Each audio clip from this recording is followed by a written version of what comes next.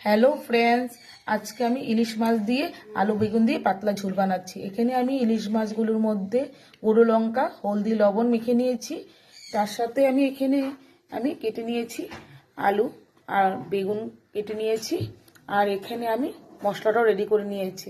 এখানে আমি কাঁচা লঙ্কা বাটা, হলদি অল্প দিয়েছি, এখানে জিরে গুঁড়ো দিয়েছি, ধনা গুঁড়ো দিয়েছি।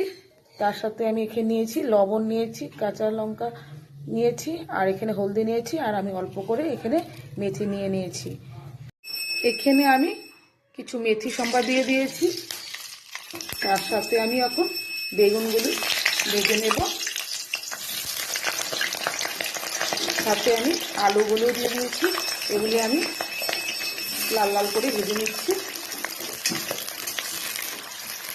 এখন আমি এখানে হলদি অল্প দিয়ে দিলাম আর লবণটা দিয়ে দিয়েছি অল্প করে।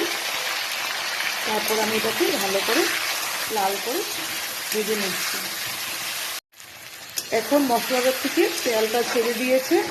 এখন আমি একটা একটা করে মাছটা দিয়ে দিব। এখন আমি ঝোলটা দিয়ে দিচ্ছি। এখন আমার মোটামুটি ইলিশ মাছের ঝোলটা রেডি হয়ে গেছে। তোমাদের যদি আমার আজকে ইলিশ মাছের আলু বেগুনের পাতলা ঝোলটা ভালো লেগে থাকে তাহলে আমাকে লাইক, কমেন্ট, শেয়ার করে দিও। টাটা।